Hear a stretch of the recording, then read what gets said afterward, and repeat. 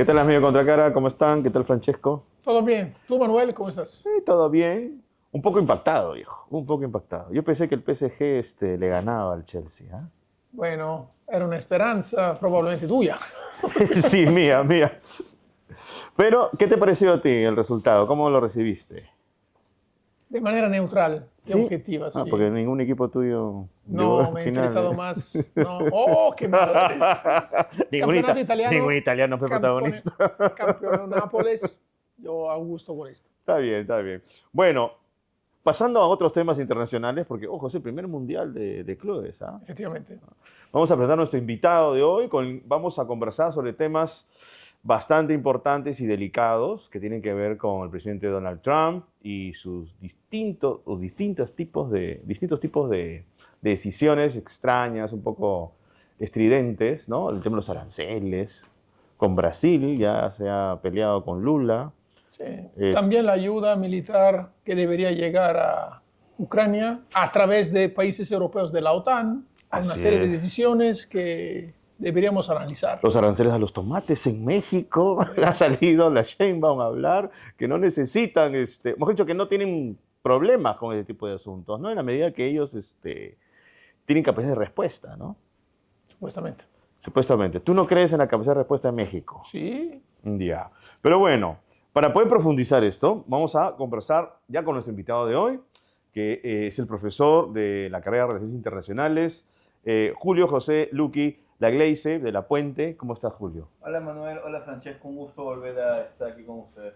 Y déjame decirte que yo estoy muy agradecido que ha ganado Chelsea. Ajá. PSG para mí no va. Pero bueno. Te cae mal Luis Enrique, de seguro. En general el equipo me cae mal. Todo el equipo. Todo bueno. el equipo. ¿No te gustan los jeques árabes? No, el único momento que estuvo bueno el PSG fue cuando estaba Messi, pero bueno, Okay. se fue a otros rumbos. Ya. Equipo Messi, no Cristiano, entonces. Sí, obvio. Una historia obvio pasada. que sí. Una historia pasada. Pero bueno, ¿cómo observas este comportamiento de Donald Trump, el esta nueva fase, cuando los aranceles ya se convierten en herramienta intimidatoria para todo tipo de asunto político y económico? Exactamente, ahora los aranceles han pasado de ser tema de seguridad, de economía a ser tema de seguridad. Yo lo siento muy errático, o sea, como que Donald Trump está diciendo por muchos lados que va a atacar, después que no ataca, que está con pues, Vladimir Putin, después que no está con Vladimir Putin, o sea, es muy imprevisible, la verdad, pero menos mal que simplemente sucede de la boca para afuera, por ahora. Yeah. El tema sería que ya comience a dar la orden de ataque, después no, después acá y después no. Entonces, eso es. Por ahora, como hace tiempo, creo que en la vez pasada creo que dije, se está haciendo como un perro que ladra pero no muerde. El problema es cuando comienza a morder para saber dónde va a morder. Porque por un lado está con Rusia y estaba despoticando contra Zelensky. Nosotros muy bien recordamos esa conferencia en la oficina oval y ahora está Sí. con Zelensky y diciendo que Donald Trump es un Lo loco. trató horrible. Sí, que Putin, ¿no? ¿No? Sí. No, efectivamente, porque Julio, ha pasado esto como novedad. Del lunes pasado, Trump ha anunciado que le va a dar prácticamente un ultimátum a Rusia. Es decir, 50 días para negociar por lo menos un alto al fuego o van a caer una serie de aranceles, ¿no?, indirectos. A ver, ¿puedes explicarnos un poco de qué se trata? Claro, lo que sucede es que ahora Donald Trump está tratando de volver a las promesas de campaña. No sé si se acuerdan que decía que el primer día que yo vaya a estar como presidente se acaba este conflicto. Han pasado casi 6 meses, inclusive. Increíble que recién hayan pasado 6 meses, con tanto que ha hecho Donald Trump, solo en los primeros 6 meses. Ni siquiera la luna de miel, ya son 6 meses y ya estamos bastante con los pelos de punta. Pero digamos que ahora lo que ha dicho, como tú bien dices, es si en 50 días no solucionas el conflicto, vamos a atacar, digamos, del punto de vista económico, a través de los aranceles secundarios que le llaman, es decir, no solo a ellos y encima del 100%, o sea que Sí. si una vodka te costaba $10 antes, ahora te va a costar $20. El tema también es que no afecta solo a a los rusos, afecta también a los estadounidenses que compran productos rusos. Y eso no solo a Putin, sino a toda el área de influencia, que entre esos me imagino que puede estar China, entre otros. Sí, porque si se entiende bien cómo funcionan estos aranceles secundarios, no tienen que ver solo con las importaciones per se, entonces la conducta estatal, sino con los diferentes actores que van a tener relaciones económicas con Rusia. Exacto. ¿Verdad? Actores, en este caso, norteamericanos, actores económicos. Sí, inclusive los europeos quizás puedan caer dentro de la bolsa de actores que están en relaciones con Rusia por el tema del gas. O sea, es bastante ambiguo, no es muy determinante, pero es un cambio en cuanto a la política. Antes se decía quiero el alto al fuego o que dialoguen, pero no se sabía exactamente cómo, ni cuándo, ni un tiempo. Ahora por primera vez se da un plazo de 50 días, que es poco menos de 2 meses, para que haya un cambio. Veremos cómo lo toma Moscú. Hasta ahora no hay cambio, no hay opinión, no hay declaraciones de Rusia. Veremos qué sucede en los próximos días. Sí, porque simplemente el Kremlin ha respuesto diciendo que no aceptan un ultimátum. Pero, ¿crees que sea creíble este medio de presión? 50 días para lograr un cambio de ruta. No es mucho. ¿Es mucha o poca presión? ¿Cómo evalúas? A ver, es mucho para un ataque sorpresivo, pero es muy poco para hacer un conflicto que llega a 3 años. O sea, es como lo que sucedió, por ejemplo, con Irán. Irán te estoy diciendo, ya, que estás al 100% y ya te voy a atacar. O sea, aún no estoy siendo una amenaza, digamos, pero como preventivamente te doy 50 días para que lo soluciones. Si es un ataque, digamos, si quisieras solucionar directamente el conflicto, yo no le daría tanto tiempo. O sea, yo le daría 1 mes, por ejemplo, 30 días. Pero también, por el otro lado, es muy poco tiempo para solucionar un conflicto que tiene años. Porque si hacemos un poco de historia, el conflicto con Rusia y Ucrania, en lo que va del siglo XXI, se remonta del Euromaidán, que ha pasado ya un poco más de 10 años. Entonces, es algo que viene de cola, o sea, no es algo que haya sido Vladimir Putin ingresar hace 2 años y antes estaban tomados de la mano, por así decirlo. Es un conflicto de bastante historia, y también no solo eso, las causas profundas del conflicto vienen desde la época del Rus de Kiev, podrían decir algunos. Es un conflicto muy histórico. Entonces, como que tratar de solucionarlo en 50 días es muy poco tiempo para resolver algo que lleva años llevándose a cabo. Ahora, lo que ha trascendido es que los rusos están aliviados con este tema de los aranceles, paradójicamente. Porque pensaban que el precio, en todo caso, iba a ser mayor. ¿Te parece que eso puede ser un escenario real o es básicamente un bluff que los rusos están manifestando, digamos, de manera extraoficial? Bueno, con los rusos la verdad nunca se sabe mucho. Sabemos, por ejemplo, que las declaraciones quizás puedan ser pseudo-propagandísticas, como tú bien dices, un bluff.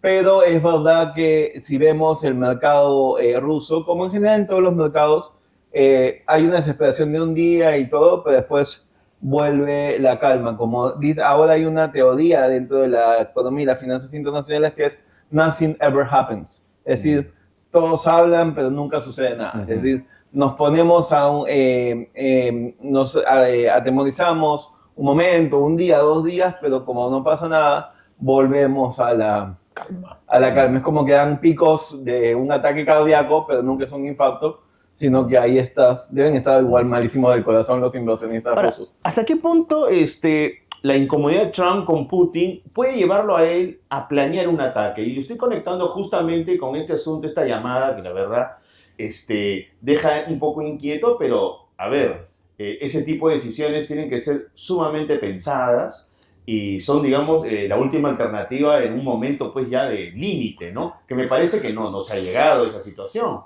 Claro, Pero solo para completar sí, la idea, sí, sí. o es como Francesco en alguna oportunidad también dijo, es la falta de experiencia política de Trump, la real experiencia política. Definitivamente sí, estoy de acuerdo en que Trump no es un político, no es un Convencional, por lo estadista menos. convencional, sino más bien sale el tema de la economía y los negocios. Por eso su primera arma es aranceles y economía. No es negociación, no es cerrar embajadas, por ejemplo, sino es atacar por la economía. Yo creo que eso sí demuestra una falta de experiencia en cierta manera. Porque a veces hemos visto, y algunos analistas concuerdan, de que Trump en cierta manera tiene una personalidad muy belicosa, egocéntrica y belicosa.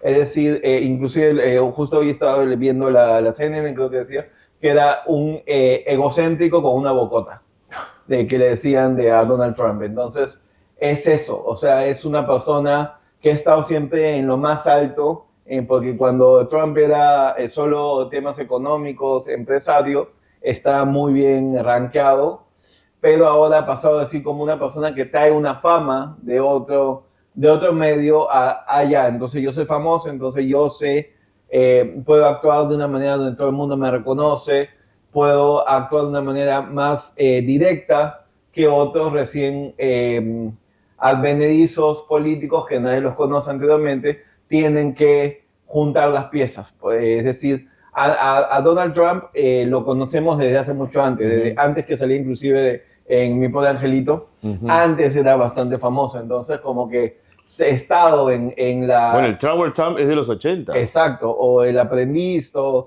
claro, esa idea no, está muy presente. Donald Trump es de vieja usanza, no es alguien nuevo, pero sin embargo en política y la real política no tiene la experiencia, digamos, un estadista con todas las de la... Kennedy, por ejemplo, remontémonos a Kennedy. Kennedy en la época de la crisis de los misiles, los 13 días, no hubiera nunca hecho lo que hizo Trump. Y las, digamos, las stakes, por así decirlo, los problemas estaban mucho más elevados. Era la guerra directa civil Faltó muy poco, nuclear. Faltó muy poco por llamada. Cualquiera de los dos lados, ¿no? Exacto. Imagínense a Kennedy haciendo lo que está haciendo ahora Donald Trump, ni a balas. Bueno, imagínate a Reagan, ¿no? También. O sea, Reagan se aproxima a Gorbachev porque también Reagan entendía que tenía que haber un diálogo.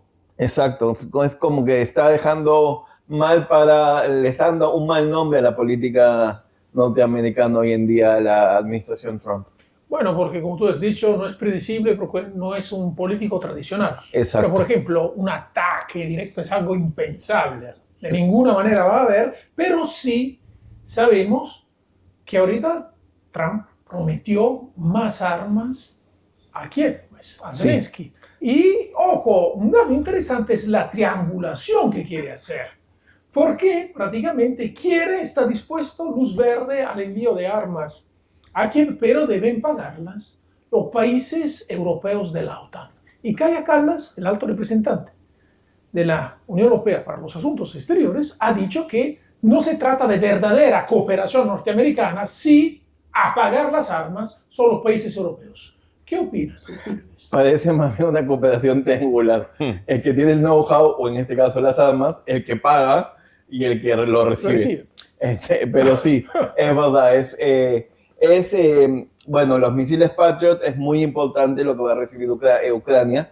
Es necesario, pero como tú bien dices, es una forma, digamos, de cobrarle, por así decirlo, a la OTAN la declaración que ya había hecho anteriormente Trump. Es decir, yo ya no voy a pagar por el gasto militar de la OTAN, paguen ustedes. Entonces, yo le pongo las armas, cómprenmelas a mí, encima yo gano dinero y te las doy. ¿Correcto? Es una cierta manera que sí, no estoy en contra de vender armas a Ucrania, o sea, darle armas a Ucrania, pero primero cómprenmelas. Esa es digamos, esta forma de apaciguar a ambos lados. Apaciguas a los MAGA, que dicen no, porque no es nuestra guerra, no tenemos por qué meternos, diciéndoles vamos a tener ingresos por estos armamentos, y también apaciguas a la OTAN porque no los has Desembarcado también. claro, ¿No? no los has dejado como huérfanos. Ujú. Digamos, sigue estando el armamento y el material bélico Pero te vendo las estadounidense. armas. Sí. Pero se está creando una grieta entonces. ¿Y cómo opinas, o mejor dicho, qué opinas de la declaración del secretario de la OTAN, o Rutte, que ha dicho, está bien que los países Sí. europeos, no, de la Es OTAN, entendible. no, compren estas armas? Por ejemplo, ya Alemania, ¿no?, el canciller Merz, que había dicho, no, nosotros estamos de acuerdo, no hay problema, nosotros compramos una parte del sistema Patriot, no solo los misiles, también todo el sistema. Pensaban comprar 2 para enviarlos a Ucrania, y sirven para interceptar misiles, cazabombarderos. Entonces van a ser relevantes porque son parte de un sistema que quiere ser integrado de defensa aérea en Ucrania. Sin embargo, el alto representante de la Unión Europea dice que no está bien. Entonces hay diferentes posturas. A ver, podemos analizarlo de la siguiente manera. El alto representante no es un político que le deba a su país, ¿correcto? Es decir, yo soy el alto representante de la Unión Europea, represento a la Unión Europea, no represento a Alemania. En cambio, Merz sí y representa a Alemania y tiene que quedar en buenas migas con Estados Unidos, ¿correcto? Es decir, digamos que si Alemania, que también pertenece a la Unión Europea, la Unión Europea simplemente dice, no, yo no quiero estar con Estados Unidos se está aprovechándose y todo, pero Alemania va a seguir pudiendo negociar con Estados Unidos, ¿correcto? Ya no tendrá el intermediario de la Unión Europea, en un futuro, nunca se sabe cuánto dure, pero Alemania va a seguir en buenos términos con Estados Unidos. En cambio, si Alemania se pone en contra de Estados Unidos y la Unión Europea a favor, ahí Alemania sale completamente perdiendo. Claro. Porque son el Estado el que está peleándose, ¿no?, en conflicto con otro Estado. No es el organismo internacional que, al fin y al cabo, no queremos que suceda pronto, pero puede disolverse en cualquier momento y no pasa nada. Lo mismo de cualquier organismo internacional. Pero es importante también lo que dices, que hoy en día la guerra es aérea en Rusia y Ucrania. Ya no es de tanques, ya no es de ingresos. Ahora lo más importante es la guerra de drones, la guerra de misiles, inclusive los misiles que supuestamente que tiene Estados Unidos, que no creo que sea parte del paquete que le va a dar a Ucrania, que pueden llegar hasta Moscú, misiles de largo tránsito, largo alcance. Pero, digamos, es ahora lo importante. Por eso el sistema Patriot es muy importante para Ucrania hoy en día. Ya no va a ser guerra de cuerpo a cuerpo, digamos, o de tanque contra tanque. Ya va a ser guerra aérea, que encima es muy complicado en cuanto a que no puede diseminar o diferencia muy poco entre los civiles y los objetivos militares. Sí, sobre todo cuando se trata del bombardeo, por ejemplo, de la capital ucraniana. Ahí se nota la gran relevancia de drones, como tú has dicho, de bombas planeadoras rusas, misiles balísticos. Bueno, y también hay esto de los aviones no tripulados, ¿no? También. Por supuesto, sobre todo ahí, más que en el frente, eso se nota. Esos cambios en la guerra ahora cambian completamente el sistema, inclusive el derecho en el futuro. ¿A quién juzgas por el dron no tripulado que atacó a un colegio en vez de a un cuartel? ¿Al que lo manejó? ¿Al que dio la orden? La orden, porque al dron no lo se podía hacer. Claro. Normalmente se atacaba a la persona que había cometido el acto delictivo o el crimen. En este caso, da mucho que desear. Y si nos vamos ahora más allá todavía con la inteligencia artificial, ¿a quién vas a juzgar? ¿A la entidad que lanzó los misiles en Misión Imposible? No, o sea, imagínense en un futuro este tema de no tener a humanos intermediarios en una guerra moderna, una guerra futurista, va a ser muy importante también al momento de determinar responsabilidades. Ahora, hay un tema también conflictivo que Trump estaba proponiendo, ¿no? Que es un poco la tensión que genera a través de los aranceles. Este choque que ha habido con Lula. ¿Hasta qué punto juega en este asunto Bolsonaro? Y te lo pregunto porque el hijo de Bolsonaro está moviendo una serie de hilos en Estados Unidos. Bueno, Bolsonaro es extrema derecha, disculpa. Igual que Donald Trump. El republicanismo suele hacer derecha, si no extrema derecha. Es decir, está más cercano Bolsonaro y su eje de influencia de Donald Trump que Lula. Pero en este caso también Brasil pertenece a otro grupo, a otro club de amigos. Bueno, los BRICS. Los BRICS, correcto, que justamente es los que quieren hacerse contracara, valga el nombre, a lo que es Estados Unidos y su área de influencia. Ujú. Claro, porque en los BRICS hay que recordar que tenemos India, la Federación de Rusia, Claro. China, entonces Sudáfrica. La India. Sudáfrica, correcto, y con los Y los BRICS más. Plus. Y los más que están Claro. por La ahí. India ¿no? también está, ¿no? Sí, Por es la I de BRICS. Entonces, Así es. Entonces se propone como una alternativa a países en vía de, supuesto, vía de desarrollo. Si vamos a ver Bueno, China China, ya sí. desarrollado, pues Pero económicamente aún siguen diciendo que es sí, ujú. en vías claro. de desarrollo. El desarrollo. Bueno, hay una gran influencia, ¿no? Ahí se puede ver el temor que pueda tener Estados Unidos, creo, ¿no, Julio? Claro. ¿No? En que pueda influenciar en la política de Brasil, Ahora- de China. Ahora, y otros Bolsonaro, foros. perdón, ¿Lula? Lula ha contestado y dice pues, que el presidente Trump está muy mal informado sobre Bolsonaro, ¿no? O sea, Claro. Bolsonaro no es lo que realmente él piensa, ¿no? Claro, yo creo ahora que justo en cuanto al poder global, quien lo está manejando, estamos viendo la aparición de muchas nuevas potencias. Ya no es una política de tres, digamos, ya no es China, Estados Unidos y Rusia, sino que van a volver a aparecer nuevos, digamos, actores. Brasil con los BRICS, pero ya, en mi opinión, no estados únicos, digamos, no es solo Rusia contra Estados Unidos contra China.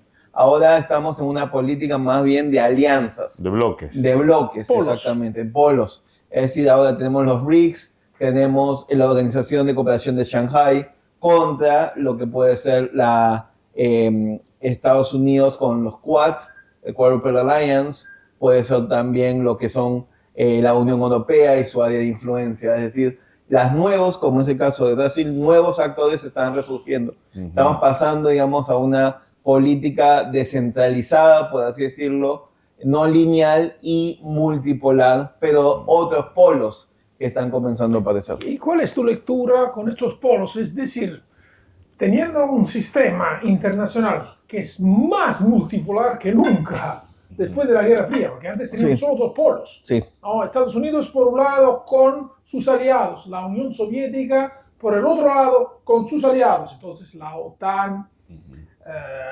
Tenemos también el Pacto de Varsovia en su momento. Sí, claro, el Pacto de Varsovia por el otro lado, ¿no? Ahora tenemos un multipolarismo bastante diseminado. Sí, ¿cuál es tu lectura de esto? ¿Mayor conflictividad? ¿Qué nos espera, por lo menos en el corto plazo? Porque no somos En el corto- claramente evidentes. Claro, obviamente, si no Tampoco. ya sería millonario.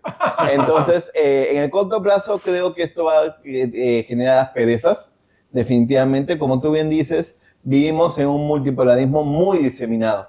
El multipolarismo más grande, por así decirlo, bordeaba 7 actores, pero eran europeos, o sea que prácticamente eran uno solo. Pero hoy en día el multipolarismo es global. O sea, no solo tienes a Alemania por un lado, a Italia por otro, a Francia, a Reino Unido, a España, sino también tienes a la India, a China, a Sudáfrica, a Brasil, a Argentina. Es decir, está muy diseminado el multipolarismo y por eso tendemos a hacer alianzas. Por ejemplo, hablando de alianzas y volviendo al tema del inicio, el fútbol, por ejemplo. ¿Dónde se va a hacer el nuevo mundial? ¿En un solo país? No. No, en 3, es decir, en un bloque. Vemos esa tendencia a crear alianzas y bloques, que a veces se repiten mucho, sí. A veces hay unos que pasan de un lado a otro que pelotean, pero vamos a ver las perezas. Esperemos que esto no desemboque en conflictos. Puede haber altercados, puede haber intercambios verbales y todo, pero esperemos que esto no desemboque en una tercera guerra mundial, obviamente, porque teníamos muchos frentes que no se podían controlar, porque puede ser que un momento uno le dé su cuarto de hora, por así decirlo, y por un frente que no teníamos visto aparezca una bomba nuclear. Y ojo, Julio, porque en este contexto tenemos también a un actor que está operando como un freerider, Estados Unidos con Trump. Porque en este caso, Estados Unidos aboga más, por lo menos por el discurso de Trump, a un repliegue interno, una política proteccionista. Los aliados deben empezar a cuidarse solos, porque Estados Unidos no se va a meter en todas, a pesar de este discurso, pero Estados Unidos se metió en la guerra de los 12 días, apoyando a Israel en contra de Irán. También en la Franja de Gaza se metió antes, cuando hubo la crisis. Recordamos que todavía no se ha solucionado y lamentablemente no tenemos que olvidarnos de lo que ocurre ahí en la Franja de Gaza, en Palestina. Y en el caso de Rusia quiere negociar, porque quiere que termine la guerra con una paz que había prometido durante la campaña electoral. Entonces tenemos también una posición un poco, no digo hipócrita, pero ambivalente, ¿no? Sí, digamos que... aislacionismo, pero al mismo tiempo se continúa metiéndose. ¿Qué opinas de eso? Exactamente, es como que una política muy internacional para alguien que quiere quedarse en casa nomás. Claro. O sea, y a través de las guerras proxy, como tú dices, estoy interviniendo a través de Israel, estoy interviniendo a través de Ucrania, por ejemplo, cosas así, no hay un ataque directo. Pero como tú bien dices, eso le llama la atención que alguien que su discurso más fuerte es no me voy a meter en política internacional, yo me voy a replegar a mi país para MAGA, prácticamente, termine haciendo tantos tejes y manejes internacionales. Obviamente a través de política local, que es los aranceles, pero llama mucho la atención. Ahora, tú mencionaste, claro, ya no hay tantas hay más potencias que antes, ¿no? Pero también hay un grupo de potencias que se circunscriben a un ámbito. No necesariamente el desarrollo, el gran desarrollo social o económico, pero que son potencias nucleares. Ay, sí. Me refiero a Pakistán, por ejemplo, bueno, Irán, la India. Bueno, Irán todavía. Pero digamos que... No se sabe. No, quizás hace un año no pertenece al club, aparezcan los 10. Pero al menos tienen la intención. Tiene la intención. Entonces, ya, a partir de ahí, bueno, Israel también tiene bombas atómicas y da la sensación que a veces estos países no están tan controlados. ¿Cómo tú ves en un mediano plazo el comportamiento de la gestión, digamos, de estas potencias sobre el tema nuclear? Sí, como tú bien dices, es un club de 9. Los 5 permanentes, dicho de paso, por eso le dieron el veto por las bombas nucleares. Tenemos India, Pakistán, Israel y Corea del Norte. Esos son los 9. Me olvidé de Corea del Norte. Sí, un actor bastante importante. Pero el tema es que ahí volvemos a la inexistencia del poder de policía. Eso es digamos, el mayor logro, pero el mayor defecto del sistema internacional.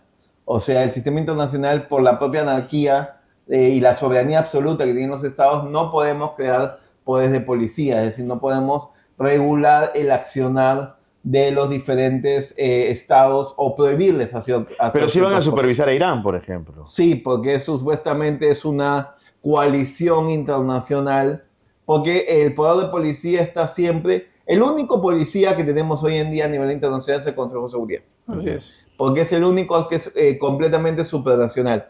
¿Qué entendemos por supranacionalidad? Es el poder que tiene una entidad que está por encima de los estados. Piensen en la Unión Europea. Más supranacional que eso como organismo regional no existe. Ni en América Latina, y no creo que haya. Es decir, en ese caso pueden juzgar a un estado por no aplicar una política que ellos no decidieron o no votaron a favor.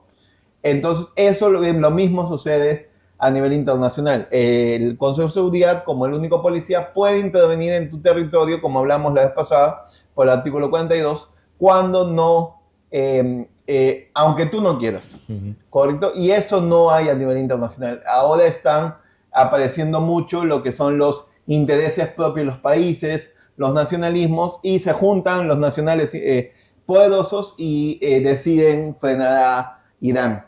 Pero esperemos, sinceramente espero, con una velita en el santo, de que estas potencias nucleares no decidan en un momento ir por un accionar unilateral y desplegar sus ojivas nucleares. Sí, porque, como tú has dicho, Julio, prácticamente el Consejo de Seguridad actúa como un policía internacional, pero un policía que se pone las esposas él solito. Exacto.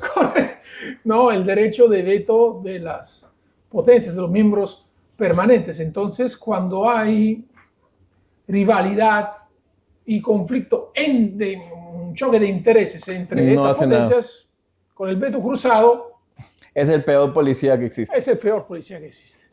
Ese es el tema. Lamentablemente es lo más cercano que podemos llegar a un control supranacional, lamentablemente. Bien.